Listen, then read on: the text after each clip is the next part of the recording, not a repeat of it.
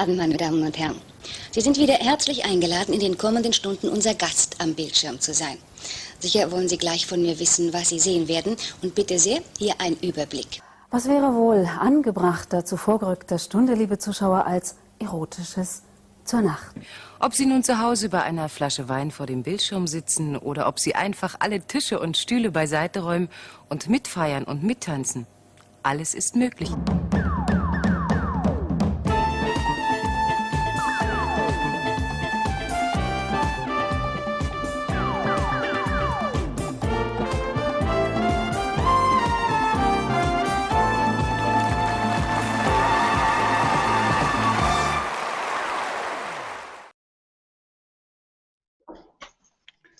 Hey! Grüße, da sind wir wieder. Welcome back! Live auf YouTube. Grüß Gott, So. herzlich willkommen zur Rotshow Quarantäne Edition 6b. Gestern wurden wir leider herb unterbrochen und darum müssen wir heute erneut Fieber messen. Grüß Gott. Genau. 36,6. 36,6. 36,5 habe ich heute. Oh. Was habt ihr gehabt? 36,5? 36. 36,6 habe ich. Lobat. Was ist das? 36? 36,3. I'm the coolest. Heute mal der coolste. Nein, 36,1. Ich. Heute bin ich der Coolste. Ja. 36,1. Na servus. Ja. Hallo? Das wundert mich echt. Von gestern auf heute. Ich glaube, mein Zyklus ist wieder im Reinen mit dem Wetter. Zyklus gesagt. Ja, liebes Publikum, bitte eure Temperaturen in den Chat. Wir brauchen eure Körpertemperatur, damit ihr zuschauen dürft. Wer Fieber hat, muss Felix schauen. 36,7. Genau. Ja, Friedhof, was war gestern los? Erklär mal. Genau. Naja, gestern hat uns das Wetter irgendwie einen Strich durch die Rechnung gemacht. Glauben wir zumindest, es besteht die Vermutung im Raum, dass Simmering, das Internet von Simmering irgendwie sehr wetterempfindlich ist und scheinbar das gar nicht mag, wenn es stürmt und regnet. Ja. Wir haben vorher auch kurz gesprochen, ob es nicht vielleicht doch die Chemtrails sind. Da sind wir uns nicht hundertprozentig sicher. Wir haben auch schon überlegt, ob wir uns nicht heute sicherheitshalber unsere Aluhüte aufsetzen sollen. Oder möglicherweise so das G5. Wir haben uns aber dagegen entschieden, weil sonst könntet ihr vielleicht noch glauben, wir sind irgendwie komisch und strange. Ich bin mir ziemlich sicher, dass es wirklich durch das Wetter war, weil ich habe irgendwann dann, wie die Verbindung abgerissen ist, bei meinem Fenster ein Trampolin vorbeifliegen gesehen, wo unsere Sendeantenne vom Rotzstudio drin hing. Ich habe es aber nicht gleich erkannt, weil noch 4 Kinder drin gesessen sind, auch im Trampolin. Also könnte ein Grund dafür gewesen sein. Selbst das überzeugt mich nicht hundertprozentig, ob es nicht doch die Illuminati waren oder so. Weißt du, was die alles auf. Ich glaube, es war auch hauptsächlich Bill Gates und seine ich glaube, es war Bill Gates und seine Frau, weil die ja zu 60 und 1000% die EU und die WHO finanzieren, was ich so gehört habe. Aber wer weiß. Ja, gestern haben wir abgebrochen bei Fragen an Dr. Umfall, die haben noch funktioniert und ich würde sagen, wir machen gleich weiter und setzen fort mit körperlicher Ertüchtigung für den gesunden Körper, nämlich Fit mit Fett.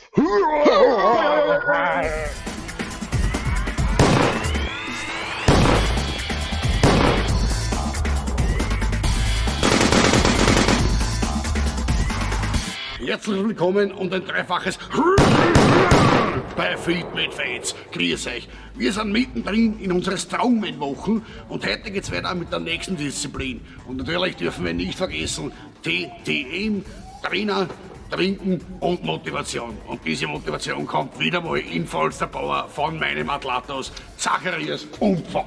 Grüß dich, voll motiviert? Das. Gehen wir's an. So Burschen, wir machen heute die Urdisziplin des Strongman-Bewerbs, nämlich das Telefonbuch zu reißen. Telefonbuch gibt's leider keins mehr, darum haben wir das Steuergesetz 2015.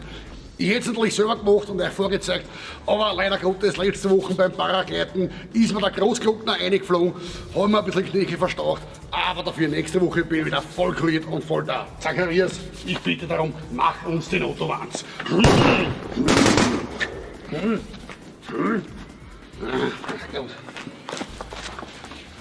So, also ich sehe schon, das ist für am 12. Nimm was Dünneres. Das schaffst sogar du. Komm, geh mal.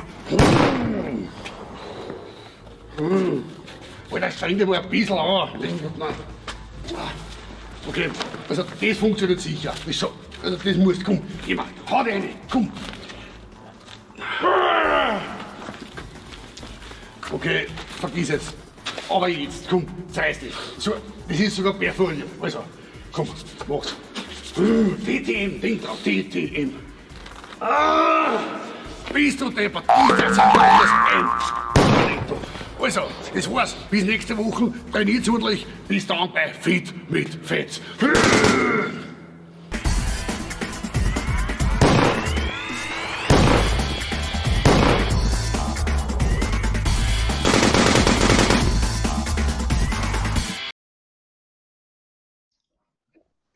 Ja, ist das nicht schön? So körperliche Ertüchtigung vom Feinsten, ne? Ah, Wer jetzt nicht fit ist, ist ein Lolo. yes. Ist ein Fetz. Ja.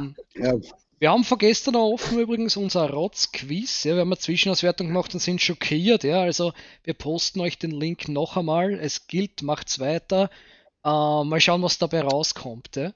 Wir haben gestern noch angefangen mit der Wünsch dir was Reihe von irgendeinem Scheutel aus Sinnabelkirchen. Ja. Robert. Der Robert, habe ich gesagt. Ja. Es ging darum, dass wir zumindest 3 Lieder präsentieren, also 3 Alben präsentieren, wie wir durch die Corona-Zeit durchkommen, weil man ja so viel offline ist, habe ich gestern gleich praktizieren können, wie alle in Simmering, weil wir ja kein Internet gehabt haben. Und jetzt bin ich dran, das darzustellen. Und ich habe hier einmal ganz was Nettes. Das ist für die ruhigeren Stunden, die 2003er Scheibe von den Deftones, ja, unter anderem ist da quasi mein Lieblingslied drauf, wenn es regnet, ja, nämlich Minerva. Das ist, so herrlich, ja. Weiters für die etwas auflockernde und lustigere Variante, vor allem für Lieder, die keinen Sinn ergeben und einfach nur der Party-Mix schlechthin, habe ich hier natürlich Bleach, ja, natürlich drauf. Ja. Wie immer, vor allem der Mr. Mustache tut es mir immer wieder an. Ja. Und dann, wenn die besinnliche Zeit kommt, dann hilft natürlich nur eines, dass man sie ein bisschen zurücknimmt, ja, und wirklich episch getragene, traurige Musik hört, nämlich die Ultimate Collection vom Compay Segundo. Sehr schön, den haben wir mal. Und mit so habe ich übrigens mal live getroffen. Der war beim Buena Vista Social Club, oder? Ja, genau. Noch nie was gehört von diesem Herrn. Aber der lebt er noch Lumpe oder ist der schon verschieden? Nein, ich glaube nicht, aber sein Gesicht schaut sehr ähnlich aus wie der Uncle Ben, der den Reis verkauft auf die Backeln, ja, und deswegen könntest du ihn verwechseln. Ja. Deswegen hast du den gekauft. Ja. Also vielleicht nicht so. Vielleicht nicht so arg, wie man gedacht hat. Ich meine, meine Star Trek 20th Anniversary Soundtrack Collection, die hat halt leider auf der Strecke bleiben müssen für die Geschichte. Aber es soll nichts Schlimmeres geben als das, ja, jetzt in der Richtung. Ja. Aber irgendwann, es gibt viel wichtigere Sachen, ja, als wie meine Alben, nämlich die aktuellsten Nachrichten aus der ganzen Welt. Und deswegen machen wir jetzt gleich weiter mit dem Chilled Flash.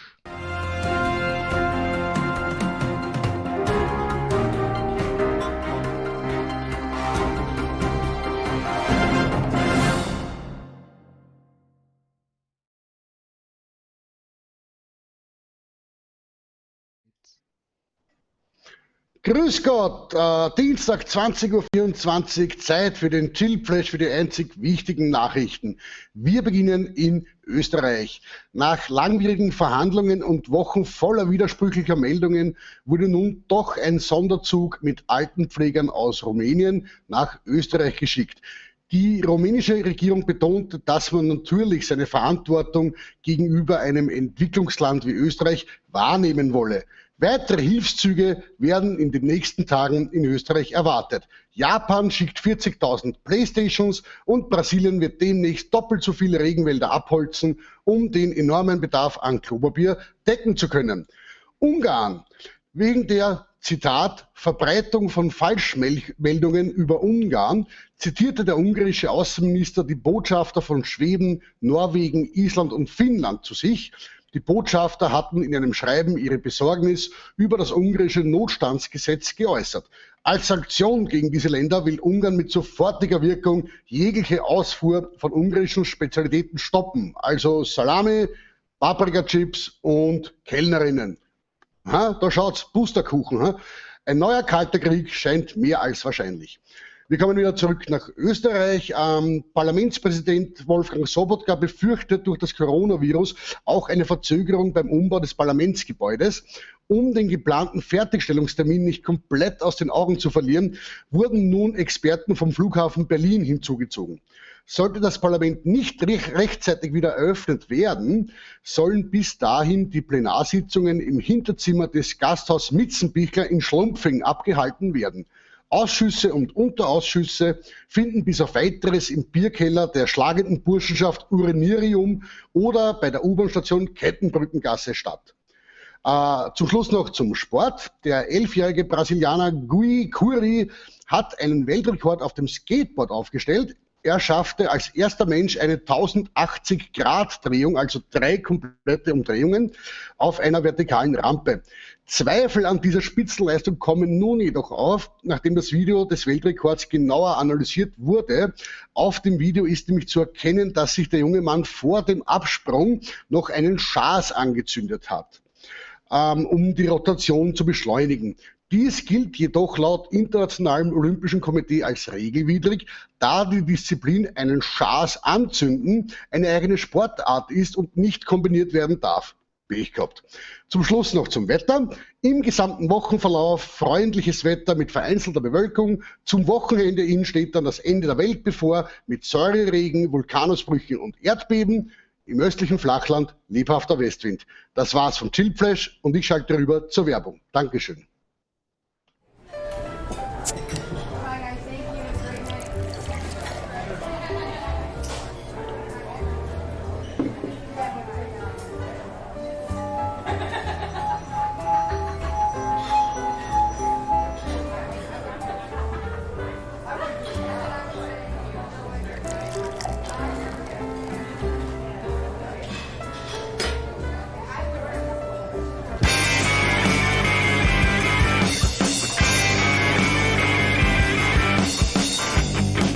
Ist schlecht, das wissen wir wohl.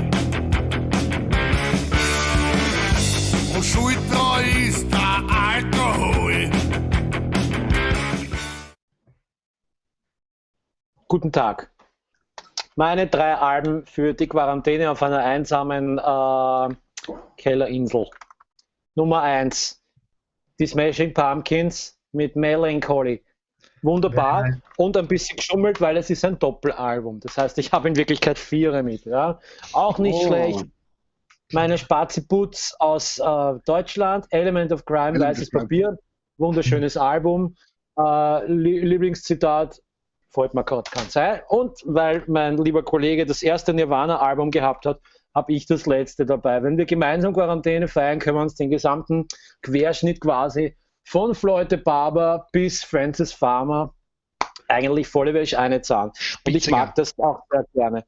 So, nur 3 Alben, oder? Als nächstes möchte der Herr Fetz, glaube ich, noch was sagen zu dem nächsten Video. Wenn jetzt nur kurz noch mal zurück zu den Alben, also wenn ich zu rekapitulieren darf, jetzt von gestern, von Friedi, von mir und heute Lumpe und Zacharias. Das ist euch aufgefallen? Das ist eigentlich ein wahnsinniger Spannungsbogen von ERV und Ärzte beim Friedhof über Pantera und Beastie Boys bei mir, dann kommt so diese Deftones Nirvana-Schiene vom Lombardi und am Schluss bricht das ganze Gebäude zusammen mit dem Zacharias seine Alben, weil Element of Crime holt ihn auf den Boden der Tatsachen. Also ich muss sagen, wir haben uns geoutet als absolute Chaoten musikalisch, glaube ich. Ja, was mir noch aufgefallen ist,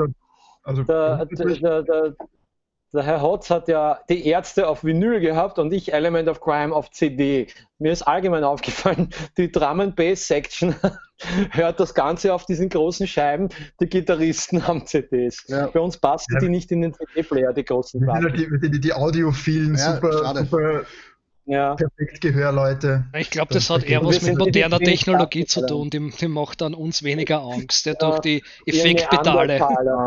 Ich hab den Sprung Audiophil ausgelassen.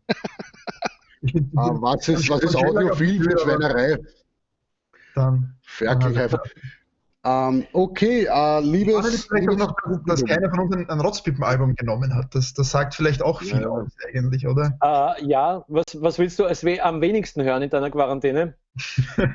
Den eigenen Schatz. Was willst du am wenigsten riechen? Dasselbe. Ne? Ich glaube, daher... Da ist er wieder. Da ist er wieder. Ja, die Technik meint es auch heute nicht gut mit mir, so wie es ausschaut. Ich wollte nur sagen, ihr habt vorher diesen Begriff audiophil verwendet. Was für Schweinerei ist denn das? Ihr werdet es mir nachher erklären. Ladies and Gentlemen. Mit Auto, okay. Viele Autos, alles klar. Ja, viele Autos. Vierer im Audi. Alles klar. Fulltime. Gäste. Wir haben wie in den letzten Wochen wieder mal einen Gast dabei und wir haben uns gedacht, was würde heute besser passen, nachdem die Technik uns gestern so richtig schön in den Arsch geschickt hat. Wir holen uns doch mal unseren Tontechniker dazu. Und bevor wir den holen, wollen wir euch natürlich noch ein Video zeigen, und zwar eines von einer Band, genau, von einer Band namens Rotzpippen, und zwar deshalb, weil dieses Video vom Mischpult des Tontechnikers von ihm höchstpersönlich gefilmt wurde mit seiner Super 8 Kamera, glaube ich, er hat noch gekurbelt, habe ich gesehen. Und wenn das Video dann vorbei ist, würde ich sagen, holen wir uns unseren Tontechniker, den Sigi, zu uns ins Gespräch. Also jetzt viel Spaß. Rotzpippen, mein Mopal und die live 2018, wenn es mich nicht täuscht. Viel Spaß. Wo sind die Moped-Zangler? Ja, dann fahren wir.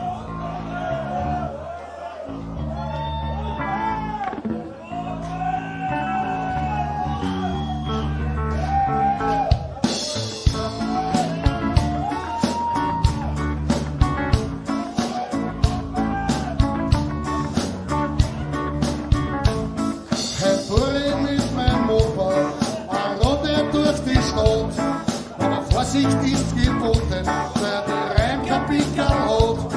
Wir fahren jetzt fast an 40er, ganz genau sehe ich das nicht.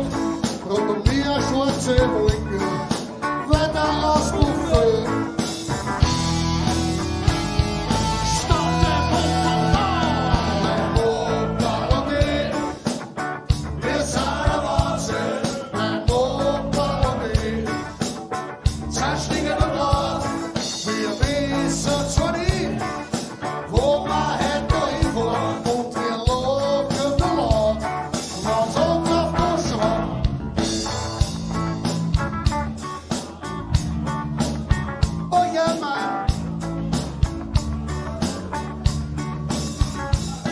Jeden Morgen gibt's ein Harzer gegen die Straßenbahn.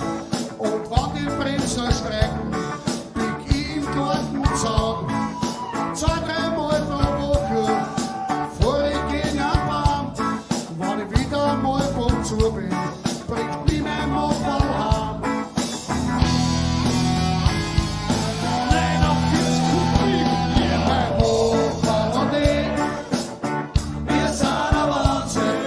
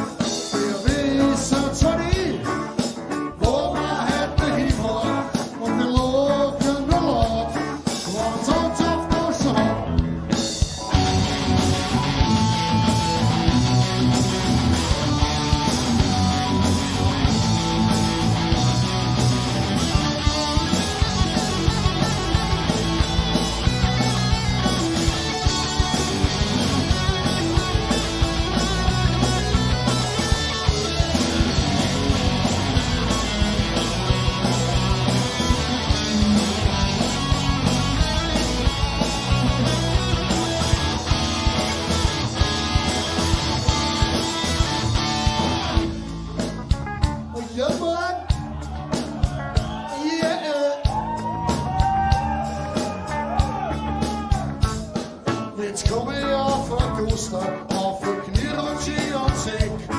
Doch die geschmierten Seck ist nicht mehr und mein Führerschein ist weg. Dann fahren wir eben schwarz, das ist mir doch scheißegal, weil mein Mopal und ich waren niemals legal.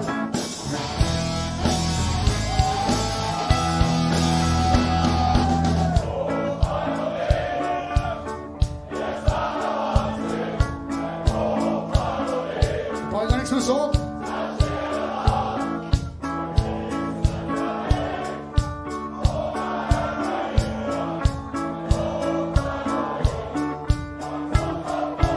Haben wir noch? Mein Opa und ich. Wir sind am Ansehen. Mein Opa und ich. Sind stehen da. Wir wissen zwar nicht, wo wir heute hinfahren. Dankeschön. Mein Opa und ich. Wir sind am Ansehen. Mein Opa und ich. Sind stehen da. Wir wissen zwar nicht, wo wir heute hinfahren. Und wir lachen allein. Und uns auf Duschen haben. Mein Opa und ich. Wir sind am Ansehen. Mein Opa und ich. Sind stehen da. Wir wissen zwar nicht, wo wir heute hinfahren. Und wir lachen allein. Uns auf Duschen haben. Und uns auf Duschen haben. Und uns auf Duschen haben. Bitteschön.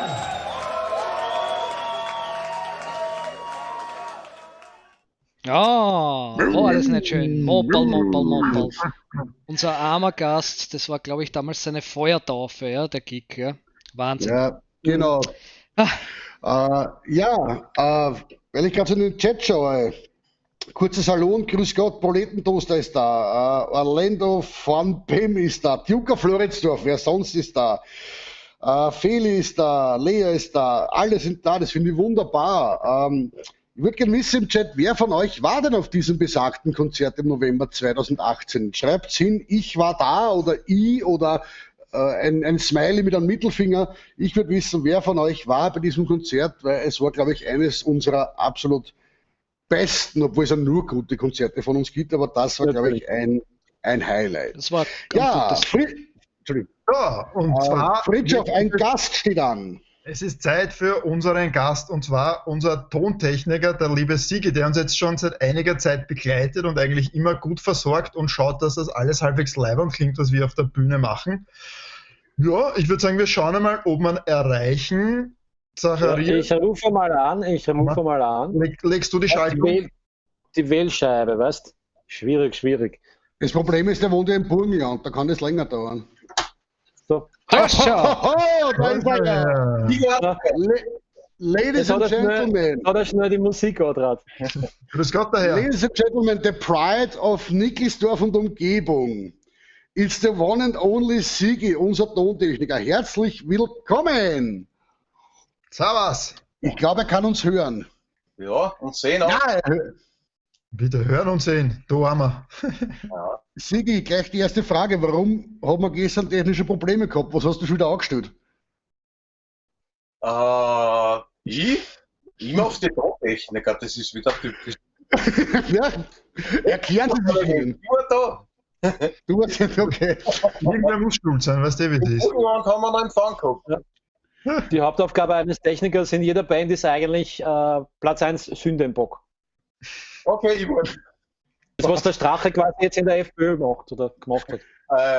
Na dann. Nö. Sigi, gleich mal eine Frage vorweg. Wir haben uns ja jetzt schon länger leider nicht mehr gesehen, von Angesicht zu Angesicht. Wie ging es dir eigentlich jetzt in dieser Corona-Zeit, Quarantäne? Was ist so abgelaufen? Warst du auf Kurzarbeit? Warst du überhaupt nicht da oder warst du einfach nur unterwegs? Was war los? Naja, es war eigentlich wie immer für mich, weil ich bin Elektriker, Heizungstechniker und damit permanent im Einsatz. Weil heizen dann die Leute immer, was auch immer. Stimmt, ja. Nein, es hat sich für mich nicht viel verändert, außer dass man am Wochenende immer sehr fad war. Ja. Veranstaltungen und so weiter. Und natürlich Auch, ja. das geht am meisten noch. Das Bier nach der Uhr ist fehlt. Ja, aber das kommt nachher noch. Ich habe jetzt aber auch gelesen, dass zum Beispiel im Burgenland, also für alle, die es nicht wissen, unser Sigi ist stolzer Vertreter des jüngsten österreichischen Bundeslandes, nämlich des Burgenlandes. Ich habe gelesen, im Burgenland sind die wenigsten Corona-Fälle gemessen an der Bevölkerung. warum sind gerade die Burgenländer so kerngesund? Das erwartet man normal von den Steirer. Warum seid gerade ihr so... okay. Okay. Also keine Antwort mehr benötigt. Ja. Wobei man muss ja sagen, wir in Wien sind ein bisschen böse auf die Burgenländer, oder? Weil die haben ja gesagt, sie wollen uns nicht mehr baden lassen im Neusiedler See. Und jetzt sind wir alle, glaube ich, ein bisschen beleidigt in Wien. Naja, das kann man nicht entscheiden. Ja. Macht der Herzog so viel. Ja, Also, meiner Meinung nach war es Aber der Sigi hat, der Sigi hat ja schon Reparation für Teile von Wien angekündigt. Du hast gesagt, wir dürfen bei dir im Garten im Kinderswimmingpool rein. Das heißt, hervorragend. dann nachholen. jederzeit. Jetzt holt. Ja. Wenn du dann mit Bier füllst, bin ich dabei. Das ist der Wahnsinn, der Techniker ist da und ich fliege aus. Es ist wie immer, der Sänger wird gemutet. Es ist furchtbar. Es ist eine Tragödie. Mach mal ihn fett leiser, den braucht kein Mensch. Na, passt schon. Dann lernst du ihn. Sigi, eine Frage hätte ich noch, weil da hinter dir, ich glaube, zu der Linken, glaube ich sehe CDs und Vinyls. Du hast vielleicht auch gesehen, unsere Quarantänemusik. Hast du vielleicht auch 3 oder 4 oder 17 Alben, die du uns empfehlen kannst für den nächsten Quarantänebunker, wenn du jetzt so ganz schnell in der Kastel reingreifst? Ganz schnell. So spontan. Natürlich. Ja, nicht, dass du jetzt nimmst. Okay, ja, geht immer. Geht immer. Gut erwischt. Nicht schlecht. Ja. Nicht schlecht. Very nice. Entspannen natürlich. Oh, Led Zeppelin. Led Zeppelin. Okay. Also, Sie sehen auf Sigis Verlass. Oh, Bonus. Oh, ja. Schön. Die sind nur ein Bock. Schön. Eins darf natürlich auf keinen Fall füllen. Ja, natürlich. Aber habt ihr das gesehen, diese schönen großen Menüs und dann diese kleine geschissene Rotzpippen-CD? Naja, mit Zeit für Vinyl, oder? So eine Arschband. Also wirklich. Ja, Die Fernringer sind einfach schwierig für Presse. Liebe Leute im Chat, solltet ihr eine Frage an den Sigi haben, bitte schreibt es rein, wir werden es ihm vorlesen. Aber wir haben was Neues heute. Wir haben was Neues. Vielleicht das Steve Torpedo hat schon eine Frage gestellt, ob beim Mopperl-Video am Schluss die Overheads eingegangen sind. Ich weiß nicht mehr. Ändert sich der Sound da so beim Video? Keine Ahnung. Möglich. Ja, aber man sieht es wahrscheinlich, die Overheads. Ja. Na, der Sigi kann nicht sagen, nein, die habe ich angetragen, damit uns der Pudel nicht gegrillt wird. Es ist in der Arena ein bisschen schwierig. Ja, aber du hast es bravourös hingebracht. Ist das Ja, aber du hast es super hingebracht, muss ich sagen. Also auch trotz widriger Umstände. Auf diesem Weg auch einen schönen Gruß an den Pippinger, der uns damals das Licht gemacht hat. Was man auch im Video gesehen hat. Die Frage werden wir an ihn weiterleiten mit den Overheads, oder? Ja, Pippinger, was ist mit den Overheads? Du warst schuld. Irgendein Techniker ist immer schuld. Was anderes. Lieber Sigi, wir haben uns für dich was Neues überlegt, was alle anderen Gäste noch nicht hatten. Du bist quasi unser erstes Mal. Und zwar, der Lompazi wird jetzt mit dir so eine Art Word-Rap veranstalten, im erweiterten Sinne für alle, die nicht wissen, was das ist. Der Lumpe wird jetzt Behauptungen aufstellen oder Sätze beginnen, die der Sigi in möglichst kurzen Worten beantwortet. Und wenn es geht, möglichst schnell und spontan. Ich hoffe, das ist für alle sehr verständlich. Der Karl Carlson fragt noch, wie lang ist Sigis Bart? Sigi, wie lang ist dein Bart? Naja, noch nicht also, bis zum Eier. Also genau, eigentlich fast bis zum Schädel von der Taube. Ja. Also wir Wrestling-Fans nennen ihm den Jim Neidhart-Bart. Ja, also gegen Sigi bin ich eigentlich glatt rasiert. Okay, der Palettentoastermann zum Boden aufwischen wird's wohl reichen. Oder natürlich. Oh, Corona-Maske. Sigi braucht keine Schutzmaske. Ja, also Wordrap mit Sigi und der Lompazi bombardiert ihn jetzt mit Fragen oder Sätze und der Sigi wird sie vollenden. Also bitteschön. Sigi, ich war nicht mehr glatt rasiert seit 9 Jahren. Okay. Vor, während und nach einem Rotzpiepen-Konzert trinke ich am liebsten Bier. Mein Lieblingslied von David Hasselhoff ist... I'm looking for freedom. Ich bin Tontechniker bei Rotzpiepen, weil... Weil es voll leibend ist. Und weil er nicht scheiß gelernt hat. Wenn ich nochmal geboren werde, wäre ich gerne... Ein Kotz, ein Vierbeinige. Gut gerettet, muss ich schon sagen. Okay, nächstes. Ich finde Angela Merkel sexy, weil... Echt jetzt? Weil?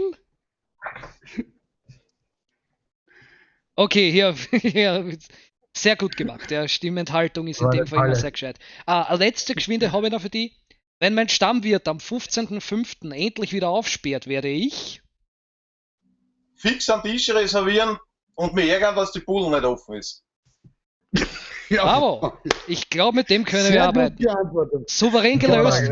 Gut gemacht. Wichtig wäre, glaube ich, grundsätzlich noch zu erwähnen, wenn die Wirten am 15. jetzt am Freitag wieder aufmachen, können ja circa, glaube ich, nur 50% der Gäste dorthin kommen. Deswegen sollten alle Kracher aus Soda, Zitronen und Kappig Spritzdrinker zu Hause bleiben und das den Profis überlassen, damit wir ordentlich einmal wieder Bier tschechern und die Rechnungen nach oben treiben, damit die Wirte noch mehr Geld verdienen. Dazu möchte ich sagen, bitte, die Steuererleichterung ist aber nur auf Aber stell dir das vor, du stehst... Das heißt, wenn der Wirt sagt, kommen... Ja, aber jetzt stell dir das wirklich mal bildlich vor, du stehst vom Wirten, kommst nimmer rein, weil er voll ist und hörst durchs gekippte Fenster wie drinnen und sagt, ich hätte gerne ein Leitungswasser, bitte. Das muss die Niederlage schlechthin sein, oder? Und du stehst draußen und verduscht. Das wäre ein Kandidat für berühmte letzte Worte, oder? Stell dir mal vor, der Wirt macht wieder auf nach Corona-Krise. Und ja, bitte ein Wasser. Ja, aber deswegen wird Wasser auch berechnet. Gibt es eigentlich auf Wasser Mehrwertsteuer in der Gastro? Nur wenn man es verrechnet, oder? Oder wenn man es mehr schenkst, dann wird es schwierig wahrscheinlich. Ist dann 10% Mehrwertsteuer auf nichts oder wie viel ist das dann? Ist auch nichts. Ja, aber Betzinger, nur für dich, Map of Tasmania. Die Powerraute war das übrigens, die Kenner von Amanda fucking Palmer wissen, die Powerraute von Merkel, die geht übrigens, glaube ich, so, oder? Die nennen wir Map of Tasmania. Map of Merkel. Okay, Sigi, gut, das ist das, was beim Donald Trump das ist, oder? Das ist da, oder? Der Aluhut von Donald Trump. Okay, kurzer Hinweis noch fürs Publikum, also noch immer ist das Rotzquiz im Laufen. Es kommt jetzt eine kurze Werbeeinspielung und danach werden wir wahrscheinlich das Quiz auflösen. Achso, nicht die Band. Ja, die Band ist dann später bei der nächsten Folge. Und dann sind wir aufnahmebereit für alle eure Fragen oder wir stellen euch Fragen. Also Fragen an uns, Fragen an den Sigi, Fragen zur momentanen Großwetterlage bitte in den Chat und nach der Werbung lösen wir das Quiz auf. Der Sigi bleibt noch bei uns, also bis gleich. Sie können Ihren Kaffee auf zweierlei Art süßen. Mit Zucker. Also mit 40 Kalorien. Oder mit Mutterbutter. Süßkraft. Also mit 0 Kalorien. Mein Name ist Ute Meinker. Ich bin 38 und habe 2 Kinder. Ich male leidenschaftlich gern. Aber Haushalt und Kinder lassen mir wenig Zeit dazu. Viel zu wenig. Auch zur Schönheitspflege.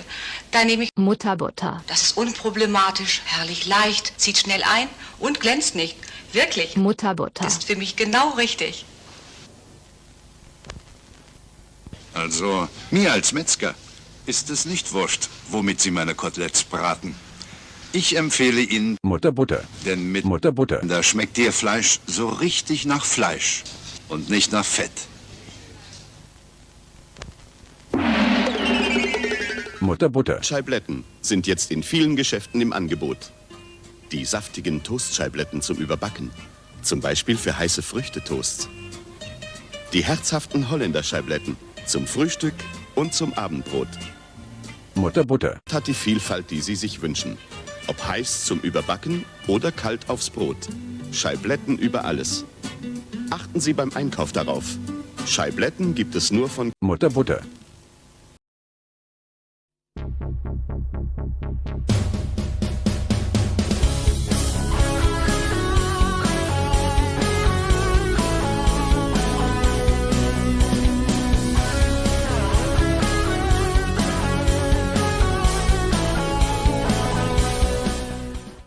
Mocha, Mocha.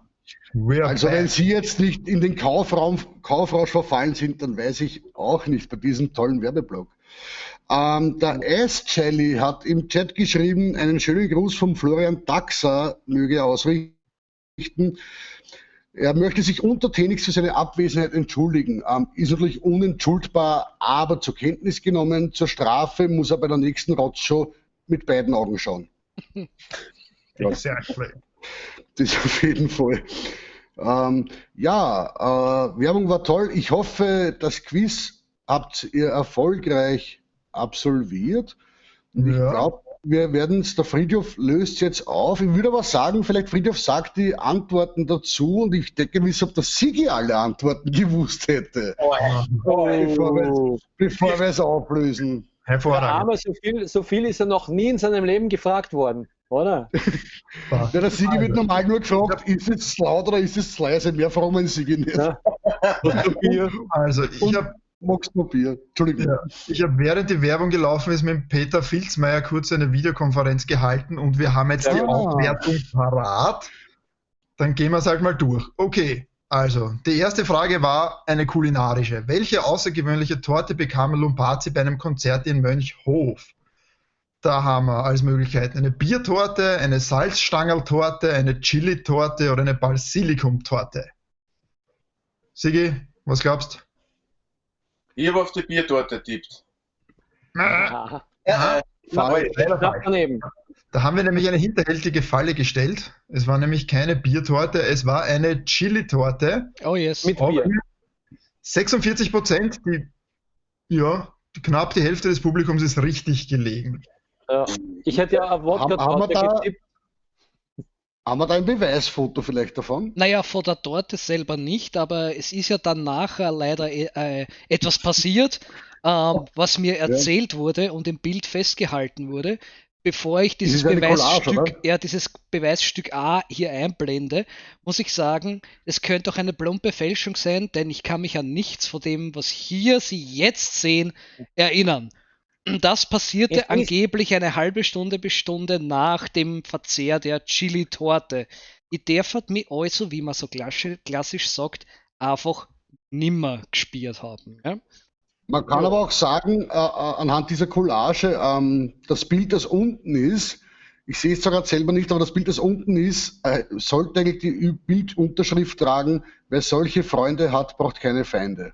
Da bin ich heute noch so froh drüber, denn eine Feindesliste führen ist sowas von mühsam und schwierig. Also hinter diesem weißen, dicken Fleck, das bin ich, sehen Sie rechts daneben den Lumpazzi, wie er sich gerade der Chili-Torte entledigt hinter einer Erdäpfelkiste. Also wenn Sie genau hinschauen wollen. Ja.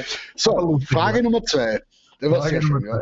So, warum fuhr die Band nach einem Konzert in der Szene Wien bei Schnee, Treiben und Minusgraden mit offenem Seitenfenster nach Hause? So, also Sigi, folgende Antwortmöglichkeiten. Es musste gelüftet werden, weil einer ins Auto gekotzt hatte. Das Seitenfenster wurde während des Konzerts eingeschlagen. Das Fenster wurde beim Beladen mit einer Gitarre durchstoßen. Oder die Leberkäse mit Kakao-Exzesse von Herrn Schädel zwangen die Band dazu. Da war ja schlimm, über einen Vierer tippt. Ja, lustig, ist auch offensichtlich. Die Mehrheit der Zuseher hat auf die Leberkäse- und Kakao-Exzesse getippt. Das stimmt auch. Wir haben deswegen oft mal das Fenster offen. In diesem Fall ist das Seitenfenster während eines Konzerts eingeschlagen worden. Das wäre die richtige Antwort. 30% haben es zumindest richtig erraten. Und natürlich auch hier gibt es ein Beweisfoto mit dem Herrn Fetz, wie er sich irrsinnig freut über diesen Umstand. Ja. Das waren wirklich keine guten Leute, ja. Da hätte man sich manchmal denken, wie fad kann man sein. Den Beidel haben wir nachher erwischt sogar, oder? Irgendwann haben sie den Hops genommen. Ja, der junge Mann ist wirklich extra aus Linz angereist, um in Simmering Autos zu knacken und hat aus meinem Auto ein Navi gestohlen, ich glaube um 17 € oder so. Also die Schein war eigentlich mehr wert als das geschissene Navi. Das Problem war eigentlich nur, dass ich dann mitsamt der Crew wirklich im Jänner bei Schneetreiben mit offenem Fenster auf der Südautobahn gefahren bin. Man sieht recht gut den Schnee am Auto, also den Frost, ja. Also es ist kein kreatives Painting. die Leute müssen sich wirklich was denken, die mich überholt haben, weil du rechnest nicht damit, dass am 2 in der Früh ein Typ mit offenem Fenster, mit Kapuze am Schädel im Schneetreiben heimfährt. Also diesem jungen Mann... eigentlich aber, so wie man das in Simmering macht, mit der Kronenzeitung und Gaffertape das Fenster zupicken müssen. Ich sag ganz ehrlich, ich war so heiß, dass 3 Meter rund ums Auto alles geschmolzen ist. Also ich war so brennheiß. Okay, nächste Frage. So, nächste Frage. Wer musste beim Videodreh zu meinem Mopperl und ich meistens in die Pedale treten, weil sein Moped ständig verreckt ist? Ja, Sigi, irgendeiner von uns 4 war das. Was glaubst du? Naja, ich war am Herrn Unfall getippt. Yes! Hervorragend. I did it. Du hast diesen heißen weißen Flitzer gehabt, gell? Der nicht so wirklich wollte. Genau, ein Moped. Weiß jemand, woher das Wort Moped kommt? Das heißt Motorpedal. Ja. Und das hat damit zu tun, dass das Ding einen Motor und Pedale hat. Man kann theoretisch reintreten, ist aber nicht zu empfehlen. Also man fährt da ungefähr so. Ein wunderschönes Gerät, ja. Also im Video, glaube ich, sieht man viele Szenen, wo ich sehr schwitze und sehr kämpfe. Ja. Es haben auch 69% des Publikums richtig geraten. Also man muss sagen... Die haben sich das Video angeschaut vielleicht, das war schon ziemlich gut. So eine sexy Pose auf dem Mopperl, ja. Unglaublich. In Bezug auf die vorhergehende Frage hat der Orlando, ich weiß nicht, wie man es spricht, nochmal kommentiert. Ihm wurde mal in die Windschutzscheibe ein Riss hineingedroschen und die Kiewerer waren so hilfreich, da hatte er beinahe ein Rausch-Tourette-Syndrom. Gratuliere, also diese Krankheit will doch jeder haben, oder? Ja, da macht man aber eigentlich keine Späße. Also ich finde das nicht lustig. Rausch-Tourette ist wirklich eine schwierige, sage ich mal, als Geisteszustand. Ja, aber besser ist wurscht. So, next question. Welche unqualifizierte Expertenmeinung bringt Herrn Schädel bei Soundchecks regelmäßig zum Ausrasten? Also, das ist aber schon laut. Brauchst wirklich einen Monitor? Sing einmal ordentlich, das überschlagt sich alles. Was glaubst du, Sigi? Immer tippt auf, das ist aber schon laut. Aha, sehr gut.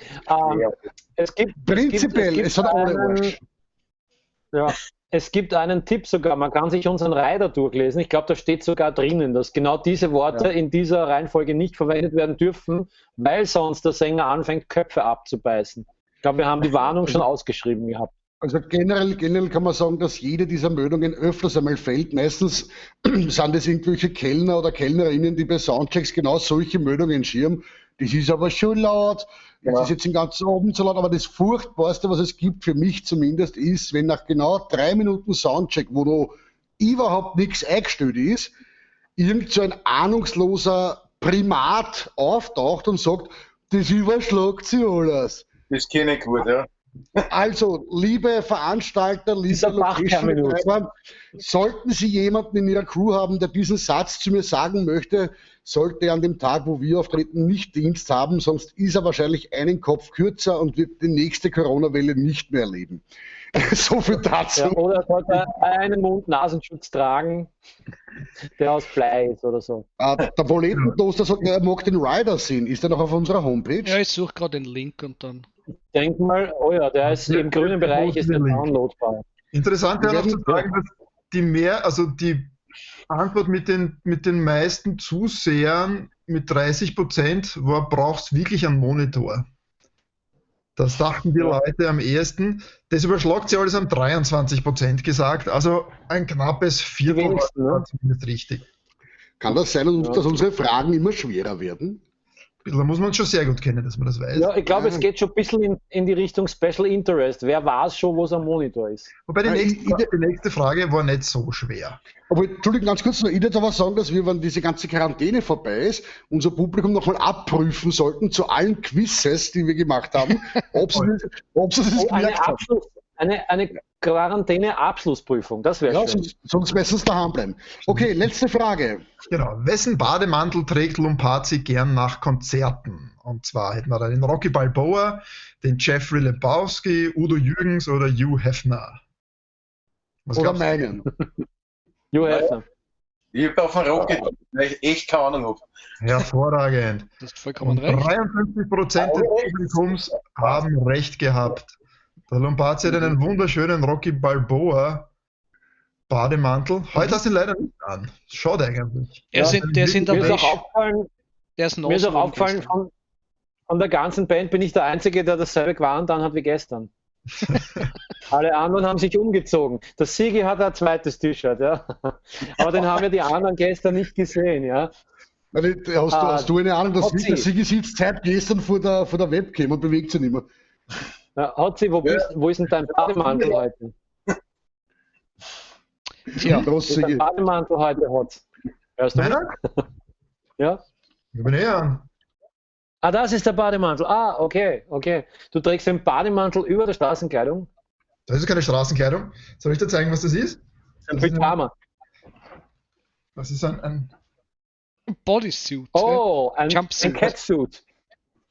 Ein Jumpsuit. Der ultimative Liebestöter.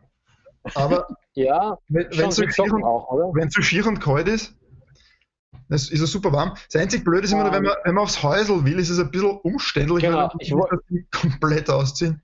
Aber ja. Ich wollte gerade fragen, wie ist das, wenn du Raketenfurz hast, also Materialschatz, dümpft. Na gut, Materialschatz Das ist dann nicht so leibend, ne? ist bei Hast du Windeln auch dazu? ist bei jeglicher Art von Kleidung unangenehm. Ja, aber wenn es schon pressiert, ne? Ja, Man muss vielleicht auch, wenn es schnell geht, ist man muss noch erwähnen, der Sigi hat jetzt natürlich einige Sachen nicht gewusst, speziell welchen Bademantel der Lumpe nach den Konzerten trägt. Das hat damit zu tun, dass der Sigi erst einmal noch nicht so lange in unserer Crew ist und zweitens, dass der Sigi generell, wenn die Konzerte vorbei sind, bumm zu unterm Mischpult liegt und noch 2 Stunden nach unserem Konzert weiter mischt, weil er glaubt, wir spielen noch, weil ihm eigentlich nach dem Konzert besser gefällt als während dem Konzert. Außerdem ist er wieder. Nein, er ist ein Multitalent, weil während wir in der Garderobe uns komplett den wahnsinnigen Kübel hineinschauen in den Blutzer, fängt er schon an, Sachen zusammenzuschneiden für Videos und Live-Mitschnitte, wofür wir ihm auch sehr dankbar sind, muss ich sagen. Also die kleinen unbesungenen Helden des Rotzpiepen-Alltags, hier sehen Sie einen davon, obwohl klar ist er ja nicht, unbesungen schon, aber so. Ja, das ändern wir auch noch. Schreiben wir irgendwann mal, hey, du Arschloch, eine Nummer und dann sagst du halt, die nächste Nummer hast du dann, heute haben wir einen Sigi. Heute haben wir einen Chor. Na, ich wär schwer dafür, könnt ihr sich noch an den Kakao erinnern? Ich wäre schwer dafür, dass mein Lied heißen, schreiben, das Super Siege heißt oder so. Super Siege. Oder gibt es ja immer noch? Ja. Stinkkakao. Stinkkakao. Okay. Also ich war ja Fleischerlehrling und ich hatte einen Meister und einen zweiten, der Geselle war und der hat Siegfried geheißen und zudem haben wir immer Super Sigi gesagt. Und ich glaube, das hat ihm nicht so besonders gefallen. Also einmal hat er mich mit dem Selchstecken verfolgt, deswegen. Das kann ich mich noch gut erinnern. Seitdem verfolgt mich der Super Sigi nachts. Q&A stehen an, oder Freunde? Ja, Freunde, habt ihr noch Fragen? Bitte her damit. An uns oder an Sigi. Ja, vorhin habe ich eine Frage gelesen, die Feli hat gefragt, ob unser Bierkonsumverhalten sich jetzt in der Quarantäne verändert hätte. Na, eigentlich nicht. Er hat sich örtlich verlagert, aber in Summe, glaube ich, wenn man so einen Strich zieht. Ja, also wir haben die Curve geflattet quasi. Also wir haben den Pegel hochgehalten. Ja. Genau, noch schöner. Ja, Hammer and Dance. Also wenn wir angesoffen sind, geben wir uns den Hammer und dann tanzen wir. Also ich hab während der Quarantäne schon weniger Bier getrunken, ich bin eher auf Spiritus und Frostschutzmittel umgestiegen. Fort besser. Wegen Desinfizieren. Ja. Das Problem steht übrigens auf Onesies. Super. Der S-Jelly findet Jumpsuit super und die Lea steht auch auf Onesies. Ja. Was sind Fonsies? Onesies. Einteiler. Früher hat man Badeanzug dazu. Unsere Fans wissen, was gemütlich ist. Also das Pendant zu deinem Onesie wäre quasi mein Pyjama aus 2 Teilen, den müsste ich dann Bikini nennen, oder? Ja, oder Tussi. Oder du nähst ihn zusammen, dann hat wieder ein Onesie. Stimmt, ich habe eine Nähmaschine jetzt, ich kann ihn zusammennehmen. Ja, passt. Ich nehme so zusammen, dass ich nicht mehr rauskomme. Ja. Dann heißt das aber Schlafsack, oder? Oder Zwangsjacke. alles schon angehabt, ja. Na gut, ich wollte gestern noch was unterbringen, das ist dann leider der technischen Panne zum Opfer gefallen, und zwar unser geplantes Konzert im Juni, am 20. Juni in Hollabrunn im Bierbeißl, das fällt natürlich jetzt aus aufgrund dieser Corona-Geschichte, das werden die meisten schon mitgekriegt haben. Was jetzt leider auch im Raum steht, ist, dass auch das Bierbeißl in Hollabrunn wie viele andere kleine Lokale und kleine Locations natürlich auch mit dem Rotsraft, wie man so schön sagt, spricht, das ist ein bisschen ein Feier am Tag, weil der Betrieb vielleicht gar nicht mehr aufgenommen werden kann. Wir bleiben dran und hoffen, dass das Ganze sich noch zum Guten wenden wird. An dieser Stelle schöne Grüße an den Gerhard und sein Team vom Bierbeißl Hollabrunn. Und toi, toi, toi, wir drücken die Daumen, dass es wieder was wird bei euch und dass ihr wieder aufmachen könnt. Und wenn es dann der Fall ist, und wir sind sehr optimistisch, dann werden wir das Konzert natürlich im Garten des Bierbeißl Hollabrunn nachholen. Auf jeden Fall. Also toi, toi, toi nach Hollabrunn. Und wie gesagt, solltet ihr aus Hollabrunn und Umgebung sein und das Bierbeißl wieder aufsperren, bitte hinschauen, saufen, dann ist es nämlich wirklich für einen guten Zweck, und es ist nicht nur deppert eingesoffen, sondern ihr rettet dadurch ein kleines, feines Lokal. Ja, genau. Und jeder, der sich ein Bier bestellt sich 2 Cola dazu, dann ist das mit der Steuer auch vielleicht praktisch. Ne? Und da guten Whisky oder auch noch. Stimmt. Na, und er hat auch das CBD-Ausbräu, oder? Ja. Das ist auch sehr empfehlenswert. Ja. Hervorragendes Bier. Ich habe eine Idee für den nächsten Gast. Ich sehe aber im Chat, irgendwie, es hat niemand Fragen an uns, sie diskutieren nur über diese depperten Onesies. Ich glaube, es ist eine leichte Anregung für die nächste Merch-Bestellung. Scheiß auf T-Shirts, scheiß auf CDs, wir verkaufen nur mehr Onesies und Unterhosen von Rotzpiepen. Ja, also die Industrie war ja flott jetzt, die Merch-Industrie. Es gab ja überall schon die Möglichkeit, so Merchandise-Masken zu checken, was wir jetzt nicht gemacht haben. Aber es wäre wirklich super, wenn es Onesies gibt. Wir wollten ja Unterhosen auch schon machen, aber irgendwie bietet das niemand an. Also wenn sich eine Firma findet, schreiben Sie an salzamt@rotzpipen.at. Wir hätten gern Onesies und Unterhosen mit Rotzpipen-Logo. Die E-Mail-Adresse wird übrigens gelesen, ja, das ist jetzt kein Fake. Ich wollte gerade fragen, haben wir die jemals gelesen? Ja, also, wenn Sie wirklich einen bösen Brief an uns schicken wollen oder eine ernst gemeinte Frage, salzamt@rotzpipen.at. Bin gespannt, was da kommt.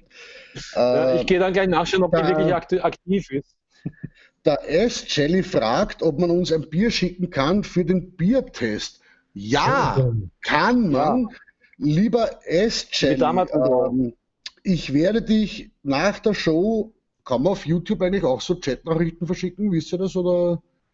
Ich glaube nicht, nein. Aber er kann uns einfach auf Facebook eine Nachricht schicken. Ja, lieber S-Jelly, bitte schreib uns auf Facebook, auf Rotzpipen eine Personal Message, dann schicke ich dir eine Adresse, wo du das hinschicken kannst. Das wäre echt lieb. Du darfst jetzt nicht vergessen, wir haben ja jetzt getrennte Wohnungen, wir sind ja nicht mehr zusammen.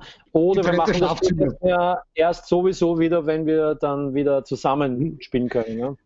Auf jeden Fall, wenn du es schickst, dann bitte gleich so, dass wir es nicht erkennen können. Und wie gesagt, schreib uns auf Facebook eine Nachricht und dann gebe ich dir unsere Adresse und dann, das ist lieb, gilt auch für alle anderen. Falls ihr ein besonders exotisches oder seltenes Bier habt, das wir für euch vertesten sollen und euch sagen, wie super oder wie geschissen, dass das schmeckt, bitte an uns schicken. Wir freuen uns sehr, denn schon langsam gehen uns leider die Biersorten aus. Weil wir halt einen begrenzten Horizont haben in Österreich. Genau. In Simmering. Wenn wir schon beim Nachrichtenschreiben sind, puncto wünscht dir was, falls irgendwer Wünsche oder Anregungen hat, falls irgendwer gern hätte, dass der Luni seinen Eierfressrekord vom letzten Mal überbietet oder so Blödsinn, schickt uns gerne einen Brief oder auch eine Facebook-Nachricht, whatever. Wir werden eure Wünsche so gut es geht in Erfüllung bringen. So, ich glaube, so weit. Na, das klingt aber super. Machen wir es dann für heute. Ich glaube, alles gesagt, alles geschrieben. Ich würde sagen, danke, lieber Sigi, dass du Zeit genommen hast für uns. Ja, zweimal sogar. Ja. Danke, dass du dir zweimal Zeit genommen hast für uns, weil er war ja gestern natürlich auch schon vorbereitet. Und danke ans Publikum, dass ihr heute ein zweites Mal eingeschaltet habt. Und wichtig zu erwähnen ist natürlich noch die nächste Rodshow, die werden wir jetzt machen in 2 Wochen. kommenden 25. Montag, also überkommenden Montag, der 25. Mai 2020, sind wir wieder live. Wir steigen jetzt eben wie schon erwähnt auf den 2-Wochen-Rhythmus um, weil ja jetzt wieder alle hakeln und zum Wirten gehen und sonstiges zum Tun haben. Ja, reicht, glaube ich, wenn wir uns alle 14 Tage sehen. Und Dafür wie bleibt gestern es auch dabei. Ne? Genau. Und wie gestern schon erwähnt, Daumen drücken, vielleicht wir treffen uns Sachen dann so weit gelockert, dass wir wieder mal eine Live-Show aus unserem Studio machen können. Es ist momentan wirklich schwer, weil es ist 1,5 Meter Abstand funktioniert zwar, nur es hat keinen Sinn, wenn ich da singe und gleichzeitig dem Schlagzeuger ins Gesicht spucke dabei.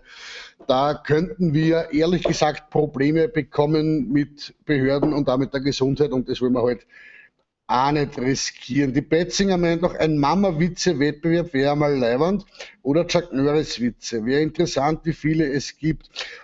Mama-Witze erzählen wir laufend auf der Bühne, ist aber eine sehr gute Idee.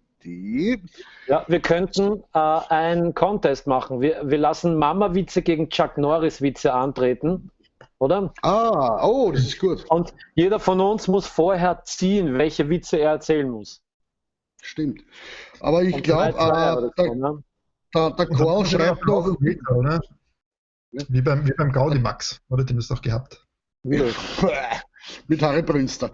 Ja, der Karl schreibt noch, bitte mehr schlechte Witze. Ludwig Bauer schreibt viel mehr schlechte Witze. Und ich glaube, dann würde ich jetzt einfach einmal die Initiative ergreifen und den heutigen Abend offiziell mit einem schlechten Witz beschließen. Danke, Sigi. Danke, liebes Publikum. Wir sehen uns wieder in 2 Wochen.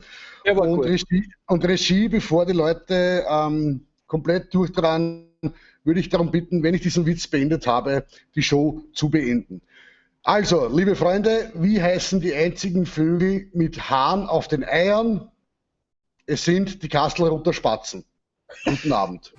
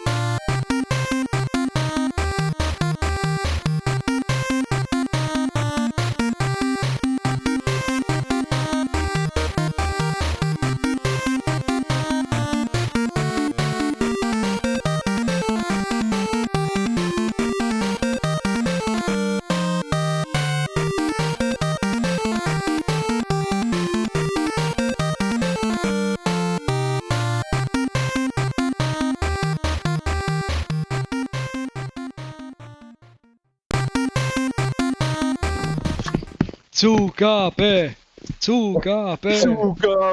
Aha! Zugabe! Mal gespannt, wer so lange geblieben ist, dass uns jetzt noch zuschauen. Willkommen zurück zur Rotzshow. Der Fetz ist schon komplett verrückt und leicht nur was alle Sind wir jetzt tatsächlich wieder live? Natürlich, ja. Ja, küsst du Fette da draußen im Garten in Gelsen, Lampen, oder was?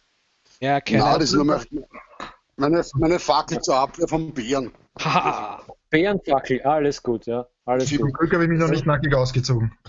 Also wer immer jetzt zuschaut, du hast kein Leben. Das war der Hidden Track der Rotzshow, oder? Ja, genau, das ist jetzt Hidden Track der Rotzshow. Ja, wir sollten das vielleicht auch. So, okay. Aber jetzt machen wir wirklich Schluss. Gibt es noch einen schlechten Witz zwischendurch? Jetzt fällt mir nichts ein. Warum gehen Ameisen in die Kirche? Weil es Insekten sind. Yes. Sehr schön. Gut, dann beende ich noch ganz episch. Alle Kinder haben Schamhaare, außer Thorsten, der hat Borsten. Gute Nacht.